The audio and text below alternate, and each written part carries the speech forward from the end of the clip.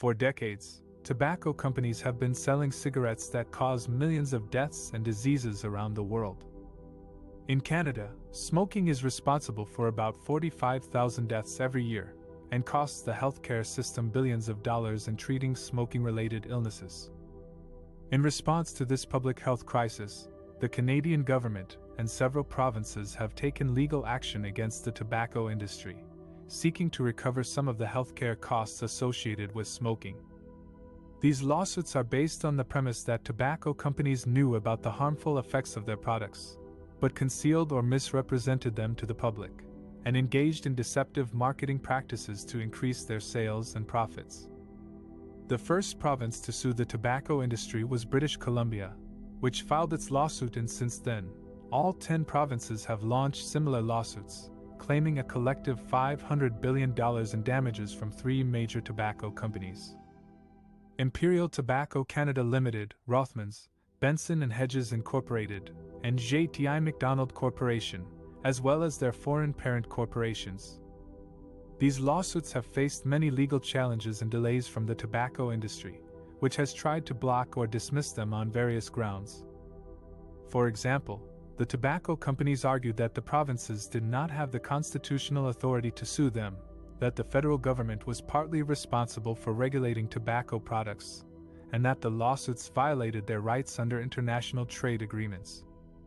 However, most of these arguments have been rejected by the courts, and the provinces have been allowed to proceed with their claims. In 2011, the Supreme Court of Canada ruled that the provinces had a valid legal basis to sue the tobacco industry for healthcare costs related to smoking. The lawsuits have also been complicated by the fact that some of the tobacco companies filed for creditor protection in 2019, after a Quebec court ordered them to pay nearly $14 billion in damages to smokers in the province who became ill or were addicted to tobacco. This ruling was a landmark victory for tobacco victims, who had launched a class action lawsuit against the tobacco industry, and as part of the creditor protection process, the provincial governments are now negotiating with the tobacco companies on how to settle their claims. These negotiations are confidential and court-supervised, and involve multiple parties with different interests and demands. The provincial governments are under pressure to reach a fair and reasonable settlement that would compensate them for their past and future healthcare costs related to smoking, as well as deter the tobacco industry from continuing its harmful practices. However, they also face competing claims from other creditors, such as bondholders, suppliers, employees, and pensioners of the tobacco companies. Moreover, some health advocacy organizations are urging the provinces to push for more than just money from the tobacco industry.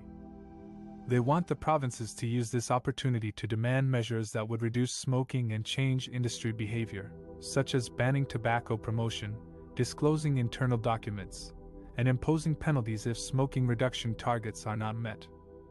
The negotiations are expected to take several months or years before a settlement is reached. Until then, the lawsuits remain pending in court, and the fate of millions of smokers and taxpayers hangs in the balance.